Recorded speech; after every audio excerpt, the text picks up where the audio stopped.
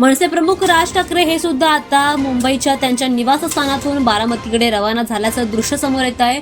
आज सकाळी झालेल्या भीषण विमान अपघातात उपमुख्यमंत्री अजित पवार यांचं निधन झाल्यानंतर राज्यभर मोठी शोककळा पसरली आहे। बारामती परिसरात झालेल्या विमान अपघातात अजित पवार यांचं दुःखद निधन झाल्याची माहिती समोर आली आणि त्यानंतर या घटनेने महाराष्ट्राच्या राजकारणाला मोठा धक्का बसलाय। या दुःखद घटनेनंतर विविध पक्षांचे नेते बारामतीकडे रवाना होताना दिसत आहेत। त्यातच आता मनसे अध्यक्ष राज ठाकरे हे सुद्धा देखील बारामतीला जात असल्याचं स्पष्ट झालंय। अजित पवार यांच्या कुटुंबियांची भेट घेऊन सर्वच नेते मंडळी आता शोक संवेदना व्यक्त करताना दिसत आहेत।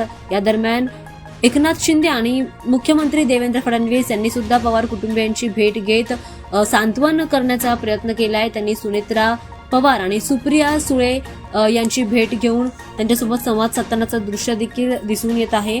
अजित पवार यांच्या निधनामुळे समर्थक, कार्यकर्ते आणि सर्वसामान्य नागरिकांमध्ये आता हळहळ व्यक्त करताना दिसते। बारामतीत मोठ्या प्रमाणामध्ये गर्दी या ठिकाणी जमा झालेली पाहायला मिळते। प्रशासन देखील सतर्क झाल्याचं पाहायला मिळते।